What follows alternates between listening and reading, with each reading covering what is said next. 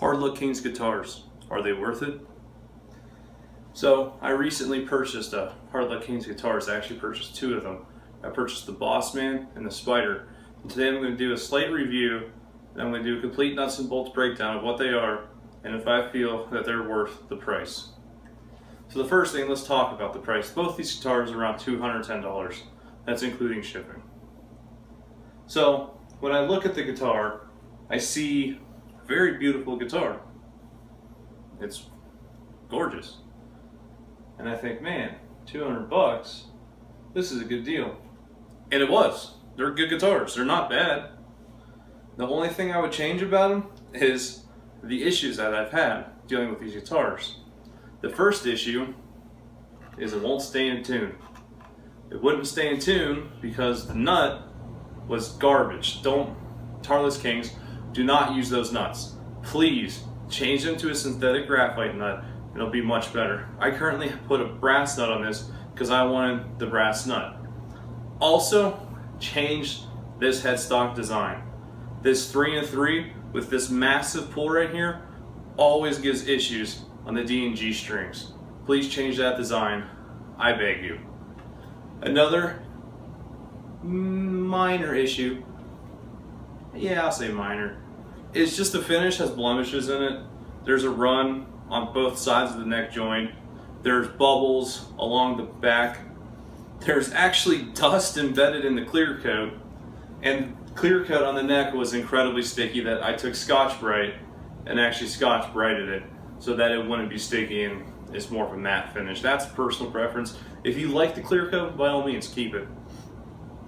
But the major issue that all of the guitars I played, and I played 3 Hardluck Kings guitars now, the Bossman, the Spider, and not with me, the Lady Luck. And every single Hardluck Kings guitar has had wiring issues. And I don't mean like, oh, the pickups are wired backwards. I mean, the volumes are wired together. As in, you can't have a complete shut off with a kill switch unless both volumes are 100% rolled down. You do this with that, roll that down, it still plays. Do vice versa, it still plays. The tones are not. Tones are actually wired separately. They actually work. So, aside from those, let's talk about what they're made out of. They claim mahogany. That would be the lightest mahogany I've ever seen. The neck, however, is dark, and you can tell that that is a mahogany grain if you can see it. The back, I've never seen mahogany the same color as maple. Unless it's white mahogany, which is still technically in the mahogany family, but they don't specify that. It's also made of multiple pieces of wood. There's 2 joints here, there's 3 joints here, which is not an issue. They've obviously put some sort of cap on the back. They've clearly put the flame maple veneer on the front, and I have no issue with that. The veneer looks beautiful. I mean, this guitar is a stunning guitar. It really is. And so they say that each guitar gets a factory setup. And they do. They very much do. I mean, this guitar came out of the box, once tuned, set up perfectly actually. The issue was I couldn't take it out and go play with it instantly because of the volumes, because I like to use it as a kill switch in between songs, and it wouldn't stay in tune. Every time I play it, a couple, I don't know, 20 minutes or so, every string would be out of tune a little bit because the strings are binding in the nut so bad that you would have to tune the guitar and then take each string, stretch them out, then tune the guitar, then keep doing that process over again, and then you would get a tune that was stable finally. Now, the overall feeling I get of this guitar is once I put $100 into it, I absolutely love this guitar. I play this guitar every day, and this guitar is worth every bit of what I paid for it.